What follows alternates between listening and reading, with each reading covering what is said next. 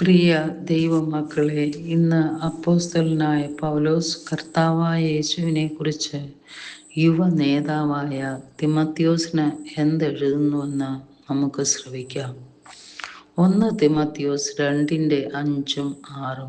ദൈവം ഒരുവനല്ലോ, ദൈവത്തിനും മനുഷ്യർക്കും മധ്യസ്ഥനും ഒരുവൻ, എല്ലാവർക്കും വേണ്ടി മറുവിലയായി തന്നെത്താൻ കൊടുത്ത മനുഷ്യനായ ക്രിസ്തു യേശു തന്നെ.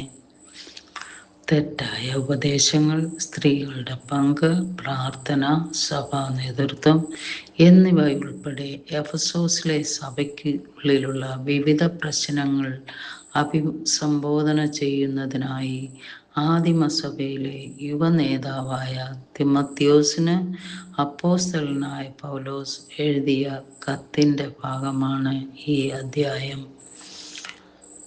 ക്രിസ്തീയ ഏകദൈവ വിശ്വാസത്തിൻ്റെ അടിത്തറ അദ്ദേഹം അടിവരയിടുന്നു.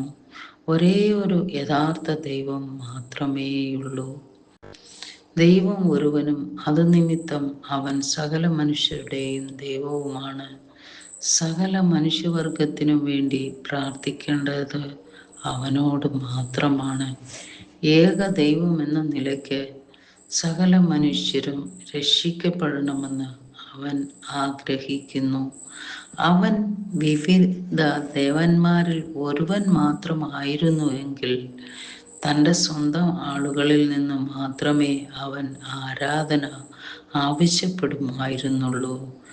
രണ്ടാമതായി, മനുഷ്യനും ദൈവത്തിനും മധ്യസ്ഥനും ഒരുവൻ. മറ്റു യാതൊരു മാർഗത്തിലൂടെയും ദൈവത്തിങ്കലേക്ക് അടുത്തു വരുവാൻ ആർക്കും സാധിക്കുകയില്ല.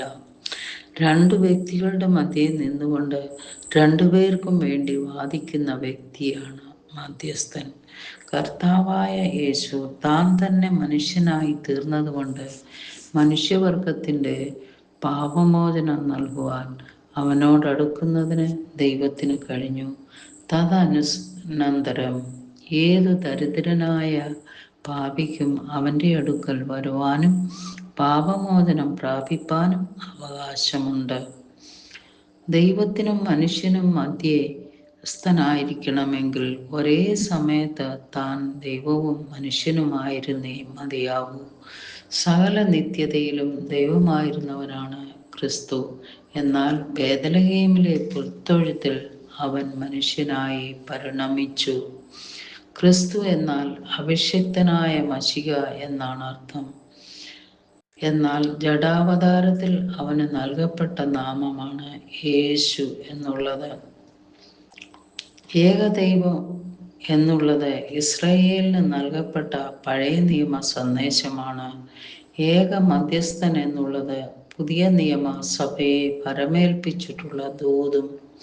യേശു ക്രിസ്തു എല്ലാവർക്കും വേണ്ടി മറുവിലയായി തന്നെത്താൻ അർപ്പിച്ചു. അന്യാധീനപ്പെട്ട വസ്തുവിനെയോ വ്യക്തിയെയോ മടക്കി വാങ്ങുവാൻ കൊടുക്കുന്ന വിലയാണ് മറുവില എന്ന് പറയുന്നത്.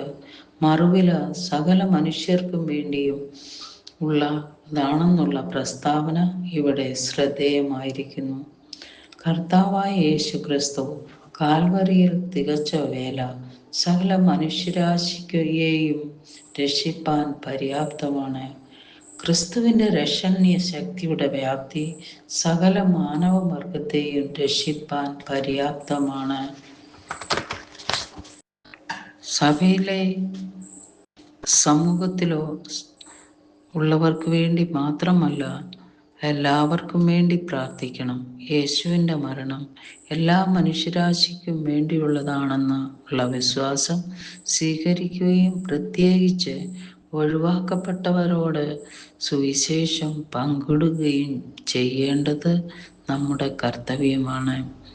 സ്നേഹപിതാവേ, ദൈവത്തെയും ക്രിസ്തുവിനെയും രക്ഷയെയും കുറിച്ചുള്ള നിർണായക ദൈവശാസ്ത്ര സത്യങ്ങൾ മനസ്സിലാക്കുവാനും സമൂഹത്തിലും ആരാധനയിലും വ്യാപനത്തിലും ജീവിക്കുവാൻ ഞങ്ങളെ ബലപ്പെടുത്തി സഹായിക്കണമേ. യേശുവിൻ്റെ നാമത്തിൽ തന്നെ. ആമേൻ.